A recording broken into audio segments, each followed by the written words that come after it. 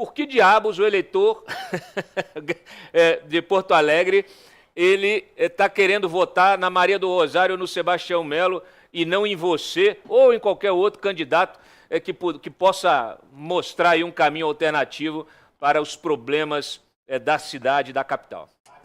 Bom, eu acho que a resposta, Cláudio, é uma resposta interessante, né? A gente realmente passamos por uma tragédia climática aqui, com 30% da cidade que ficou submersa, e o prefeito atual segue com a melhor intenção de votos. E eu atribuo isso especialmente à rejeição que a Maria do Rosário tem, tá? O pessoal tem tanto medo do PT voltar ao poder aqui, e especialmente da Maria do Rosário ganhar a eleição, que o fenômeno do voto útil no menos pior está pegando aqui. E é uma situação curiosa, porque a situação é a seguinte: pela nossa avaliação, qualquer candidato que for ao segundo turno contra a Maria do Rosário deve vencer a eleição, tá? Porque aí se junta a cidade inteira contra a Maria do Rosário. Essa é a nossa avaliação e tem várias pesquisas que corroboram nesse sentido. É, Aí o questionamento que eu tenho feito para muitos eleitores é: bom, mas você quer ter no segundo turno, então, o prefeito mais do mesmo, ou você quer ter, de repente, o melhor candidato? Eu tenho provocado isso nos debates e nas discussões de que, olha, talvez depois da maior tragédia que Porto Alegre sofreu, seja a hora da gente escolher o melhor candidato e não mais o menos pior. Esse negócio de enfrentar o sistema e da espinha ereta, Cláudia, a gente entende bastante, viu? Eu estou deputado estadual hoje aqui no Rio Grande do Sul. Para ser prefeito de Porto Alegre, depois da maior tragédia climática, é preciso querer se incomodar, viu? Porque eu vou ganhar menos, me incomodar mais, botar meu CPF na reta e expor minha família. Mas eu achei que era preciso que a gente botasse a cara, porque, assim, é muita incompetência desse mesmo jogo viciado há muitas décadas. E eu digo jogo viciado pelo seguinte: o prefeito Melo, ele deixou de fazer muitas coisas que eram necessárias de serem feitas, desde o sistema de proteção, a mesmo do ensino público, que nós temos a 26ª pior colocação dentre 27 capitais no IDEB. Ou seja, nossas crianças saem sem aprender a ler e escrever e sem fazer as operações matemáticas aqui, o resultado piorou na gestão dele. Fora que a secretária de educação dele foi presa. Além disso, o Melo, ele concorreu a prefeito de Porto Alegre em 2016 com a Juliana Brizola de vice. A Juliana Brizola está concorrendo agora a prefeita, pelo PDT. O PDT governou Porto Alegre de 2012 a 2016 com Fortunati. Fortunati era do PDT com o Melo de vice. E o Fortunati hoje saiu do PDT e apoia a Maria do Rosário do PT. E o PT, por sua vez, governou 16 anos e não resolveu nada. Ou seja, nós estamos num jogo viciado, dos mesmos grupos, as mesmas caras e os velhos problemas. E nada mais, desculpa ser tão duro na afirmação, mas nada tão estúpido do que votar nas mesmas coisas e esperar resultado diferente. Então, a candidatura do Novo e a minha candidatura, ela se propõe a ser uma quebra desse paradigma. De, olha, chega de apostar na mesma fórmula e querer um resultado diferente. Está na hora de botar gente competente, que tenha qualificação e que esteja apto a promover mudanças de fato. Desde nomear gente técnica e qualificada para o secretariado, a gente disposta a falar dos problemas de maneira honesta e sincera. E é isso que nós estamos fazendo desde o início dessa campanha. Olha, eu não sei quem é o teu marqueteiro, não, mas quando você faz esse relato dessas cartas marcadas, me lembrou a propaganda do Marçal, muito bem feita, que ele mostra isso, né? Na mesa, coloca uma cartinha com a cara de cada um e vai mostrando. Porque às vezes precisa desenhar para o eleitor entender, Felipe. Você falou, né? Não se pode esperar resultado diferente se você faz as mesmas coisas. Eu finalizei, eu escrevi um artigo mais cedo, não sei se você viu, mas eu finalizei o artigo justamente falando isso. Se alguém em Porto Alegre busca um futuro diferente para a cidade, para a sua própria vida, deveria ao menos buscar uma alternativa. É inconcebível se deixar enganar depois de episódio tão traumático. É insano continuar fazendo sempre a mesma coisa e esperar resultados diferentes. Então, de fato, a gente está diante de uma situação em que parece que o eleitor alegrense ele tá num transe coletivo. Aliás, isso acontece com muitos eleitores no Brasil, municípios aí, como o próprio Rio de Janeiro, lá com Eduardo Paes. A gente vê isso acontecendo país afora, né? Então, eu não sei o que é preciso, talvez um choque mesmo aí de realidade, talvez, eu não sei se você é dado a xingar ou ofender, eu acho que não, mas fica parecendo que o eleitor brasileiro hoje só ouve se for assim. Estou fazendo essa comparação com o Marçal, porque a gente está dividindo a audiência com o debate lá na Rede TV, o debate por São Paulo, e justamente hoje tiveram de pregar as cadeiras no chão. Pregar as cadeiras no chão, pessoal, para poder evitar que um candidato pegue a cadeira e jogue na cabeça do outro.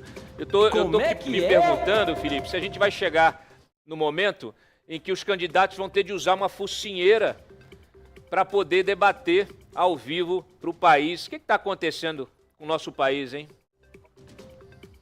Eu acho que a gente perdeu a capacidade de conversar, debater, divergir e pensar.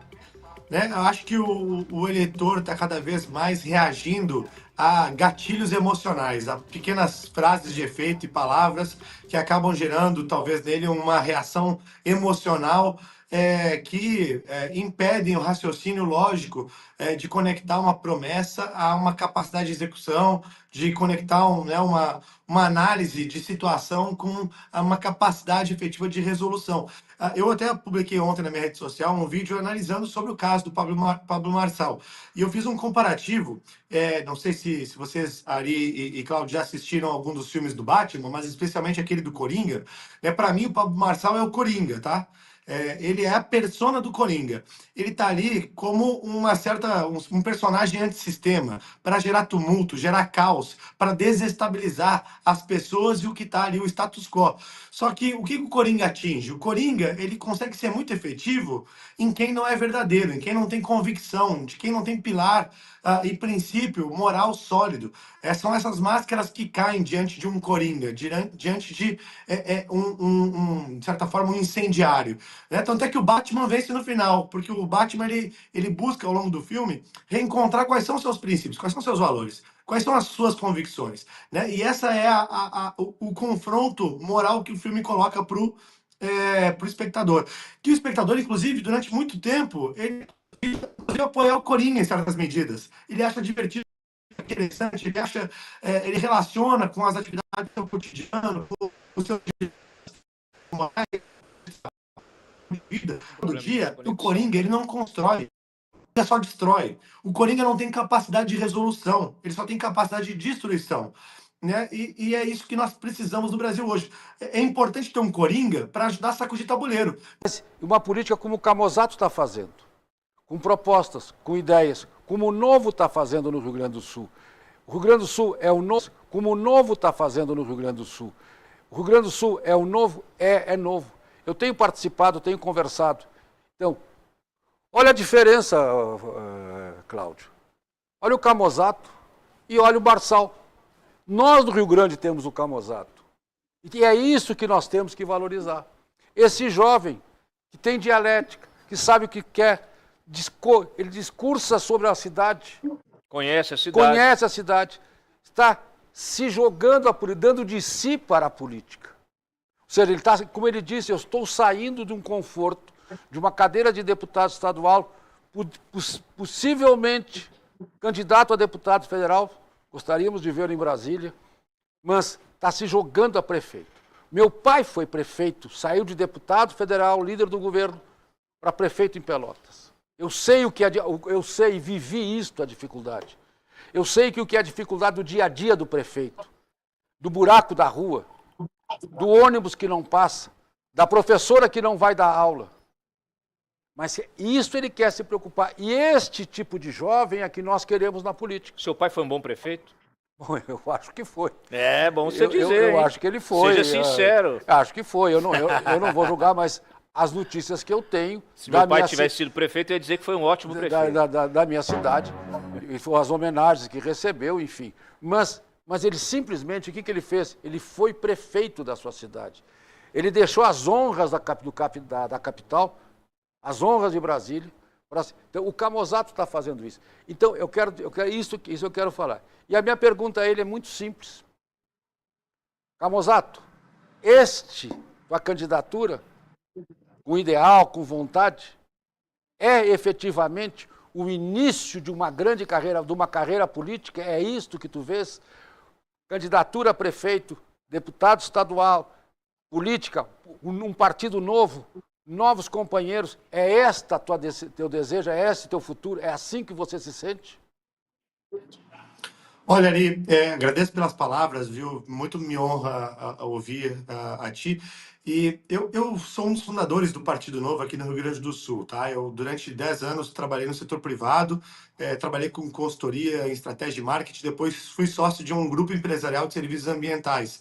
E lá em 2013, junto com alguns amigos, nós começamos o Partido Novo no Rio Grande do Sul. E em 2016, regressando numa pós-graduação nos Estados Unidos, eu decidi então ser candidato a vereador em Porto Alegre pelo Partido Novo. Fui o primeiro eleito pelo partido no Brasil naquela eleição e de lá para cá eu tenho me dedicado então à vida pública, né? E assim, é um choque de realidade, assim, sair do setor privado para encarar a política brasileira com todos os seus desafios. Mas eu não sei quanto tempo eu vou durar na política, mas eu tenho estado numa missão desde então, de conseguir, de alguma forma, ajudar a espalhar essa mensagem de que é possível fazer mais, fazer melhor, e de que pessoas boas precisam vir para a política, porque a política não é milagre.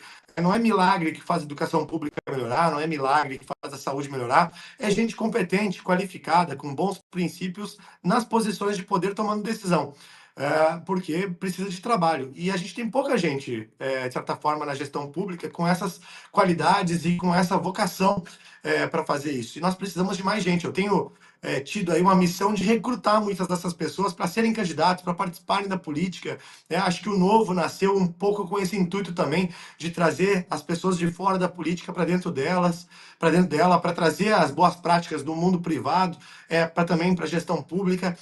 O Brasil perde muita oportunidade por conta da mediocridade de boa parte dos quadros da política brasileira. E nós só vamos mudar isso qualificando esses quadros. Na programação, né, o pessoal que lida com desenvolvimento de software tem uma expressão que eu acho fenomenal, que eles dizem o seguinte: shit in, shit out, né? Pedindo desculpas pelo francês aqui, mas é merda que entra, merda que sai. Ou seja, o código que começa errado vai sair errado. Quando a gente bota gente ruim na política, dificilmente vai sair coisa boa. Né? Então, assim, a gente precisa começar a mudar essas peças, as engrenagens precisam ser melhores. Na média, isso qualifica a gestão pública. E o Novo tem tentado fazer isso, e essa é uma das minhas missões. Eu não tenho, confesso, assim, uma pretensão de ser deputado federal, senador, presidente da República. Eu não tenho um sonho, assim, não tenho aquela história romântica da criança que sonhava em ser presidente, nada disso. Aliás, eu nunca pensei em sequer ser político, mas acabei topando esses desafios, me colocando à disposição nessas candidaturas e sendo bem sucedido nas eleições.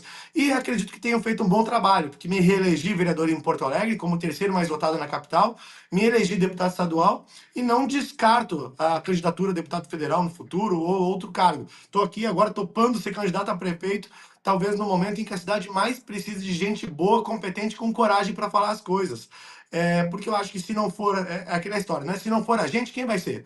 Nós vamos ficar terceirizando responsabilidade, esperando que, por milagre, as coisas melhorem, né? O cidadão e a cidadania brasileira tem que entender que tem que fazer a sua parte.